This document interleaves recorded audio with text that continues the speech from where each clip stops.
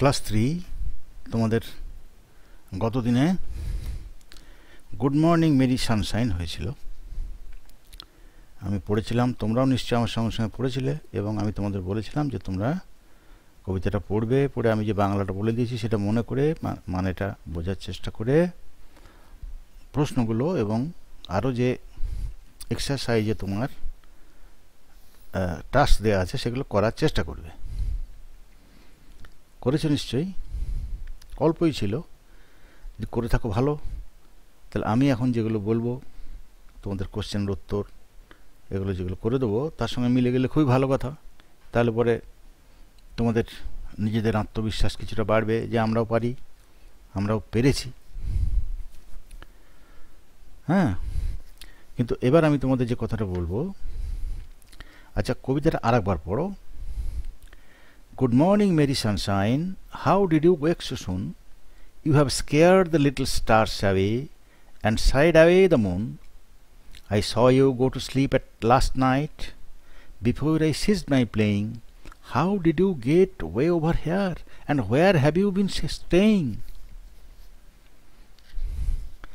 I never go to sleep, dear. I just go round to see my little children of the east, who rise and watch for me. I awaken all the birds and bees and flowers on the way, and last of all the little child who stayed out late to play. তো এইবার তোমাদের প্রশ্নগুলো আমি দেব, question answer তোমরা মিলিমিলি দেখবে। কিন্তু কথা হচ্ছে যে এই প্রশ্ন তোমরা প্রথমে লিখবে, লেখার পরে খাতায় লিখবে, লেখার পরে মুখস্থ করবে, এবং মুখস্থ করে আবার একটা খাতায় লিখবে, না দেখে যেটা মনে আছে সেটা লিখবে। এটা যতবারে তুমি শুদ্ধ না হবে ততবার লিখবে, তবে এটা তোমার ঠিকঠাক মনে থাকবে। পরীক্ষার সময় এই প্রশ্ন এলে পরে তখন ঠিকঠাক লিখতে পারবে। যারা ভালো ছেলে তারা এইভাবেই পড়াশোনা করে। বেশ, প্রশ্ন আছে, what does the child want to know from the Sunshine? ছোট্ট বাচ্চাটি তোমার সূর্য কিরণের কাছে, সূর্য রশ্মির কাছে কি জানতে চেয়েছিল? The child wants to know from the sunshine that how does he wake so soon, how does he get way over here, and where has he been staying in the night? বাচ্চাটি জানতে চেয়েছিল যে সূর্যকিরণ এত তাড়াতাড়ি ঘুম থেকে ওঠে কি করে, এত জাগে কি করে। তারপরে আরও জানতে চেয়েছিল সে এখানে চলে এলো কি করে, এত তাড়াতাড়ি এখানে এলো কি করে। How does he get way over, এখানে এলো কি করে, এবং where has he been staying in the night, এবং সে রাতে সে কোথায় ছিল, এটা সে জানতে চেয়েছিল। পরের প্রশ্ন, Why does the sunshine say that he never sleep? Sunshine কেন বলেছিল যে সে কখনো ঘুমায় না?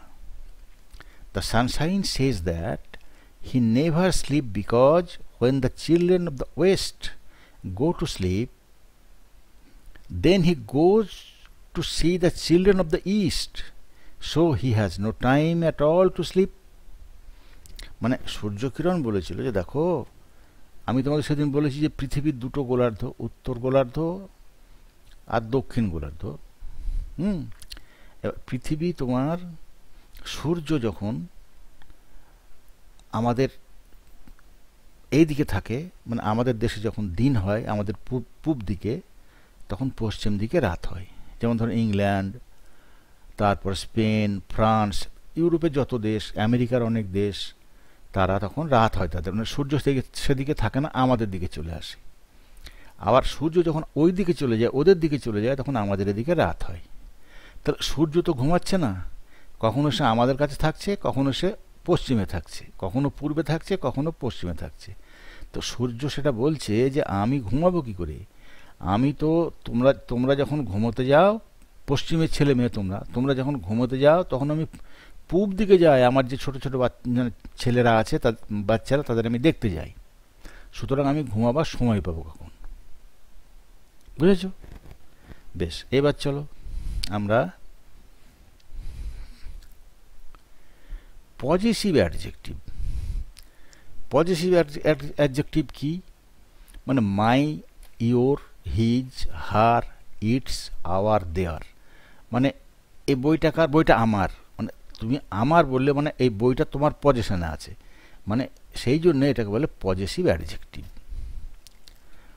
আচ্ছা, এখানে কতগুলো বাক্য দেওয়া আছে এবং সেখানে ড্যাশ দেওয়া আছে, মধ্যে একটা ওয়ার্ড বসবে। কি ওয়ার্ড?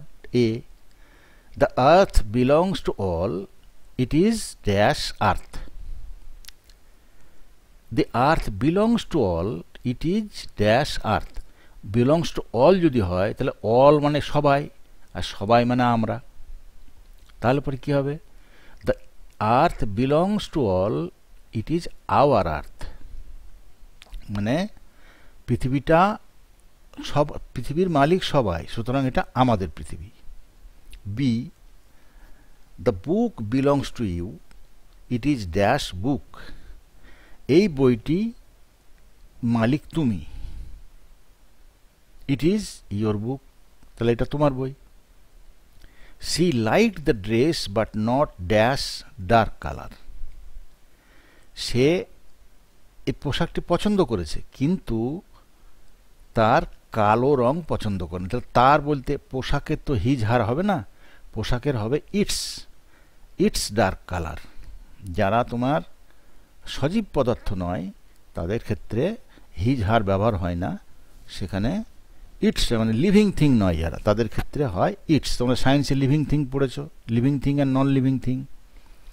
তো কাপ ড্রেস তো হলো নন লিভিং থিং, তার ক্ষেত্রে হিজ হার হবে না, হবে its. D, my mum has a cat, it is her cat. আমার মায়ের একটা বিড়াল আছে, এটি মায়ের বিড়াল। তারপরে E, my dad has a dog. আমার বাবার একটি কুকুর আছে, তাহলে এটা ইট ইজ হিজ ডগ, মানে এটা তার dog. F, we could not invite them dash addresses were not given in the list. Bangla হলো আমরা তাদেরকে নিমন্ত্রণ করতে পারিনি, যে ড্যাশ ঠিকানা লিস্টে দেয়া ছিল না। কাদের ঠিকানা? যাদেরকে নিমন্ত্রণ করতে পারিনি তাদের ঠিকানা, তাহলে দেয়ার অ্যাড্রেস। বুঝতে পেরেছ? বেশ, আমি আরেকবার তোমাদের গোড়া থেকে দেখাই যাতে লিখতে সুবিধা হয়। আমি আস্তে আস্তে পড়ে যাব, দেখো।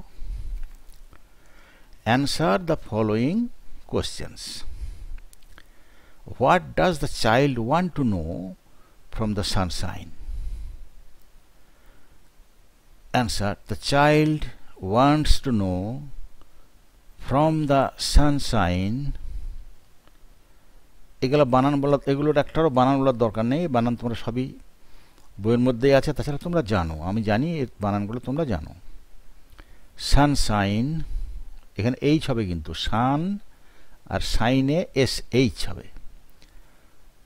The child wants to know from the Sunshine that how does he wake so soon, how does he get way over here, and where has he been staying in the night. তারপরে why does the sunshine say that he never sleep?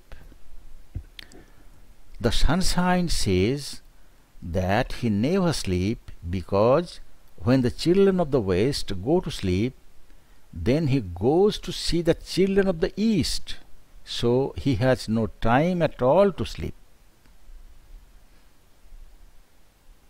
ঠিক আছে, তারপর চলো। The earth belongs to all, it is our earth. B, this book belongs to you, it is your book. She liked the dress but not its dark color. My mom has a cat, it is her cat. My dad has a dog, it is his dog.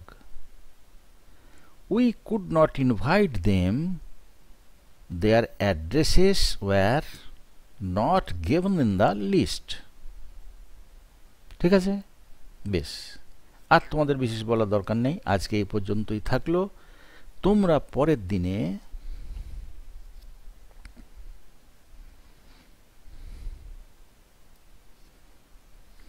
Alice in Wonderland 1, Alice in Wonderland 1 এইটা তোমরা ভালো করে পড়ে রাখবে। তার আগে এই কোশ্চেনগুলো মুখস্থ করবে, মানে মোবাইল থেকে লিখে নেবে খাতায়, সেখানে মুখস্থ করবে। মুখস্থ করার পরে আর একটা খাতায় লিখবে, লিখে দেখবে ঠিক হলো কিনা। যদি ঠিক না হয় আবার পড়বে, দিয়ে আবার লিখবে। যতক্ষণ ঠিক না হবে লিখে যাবে, ঠিক আছে? দেখে লিখবে না কিন্তু, মুখস্থ করে নিয়ে তারপরে না দেখে খাতায় লিখবে। যতক্ষণ ঠিক না হবে, প্রত্যেকটা শব্দ ঠিক হবে, বানান ঠিক হবে, হ্যাঁ, কমা ফুল স্টপ ঠিক হবে, তবেই তোমরা ছাড়বে। তারপরে অ্যালিস ইন ওয়ান্ডারল্যান্ড গল্পটা তোমরা পুরোটা পড়বে। এর পরের দিন আমি তোমাদের এটা পড়াবো। অ্যালিস ইন ওয়ান্ডারল্যান্ড খুব মজার গল্প, এটা তোমরা পড়বে। তারপরে আমি তোমাদের পরের গল্প এইটা তোমাদের আমি পরের দিন পড়াবো। তাহলে আজকে এই পর্যন্তই। সবাইকে ধন্যবাদ, ভালো থাকো, গুড বাই।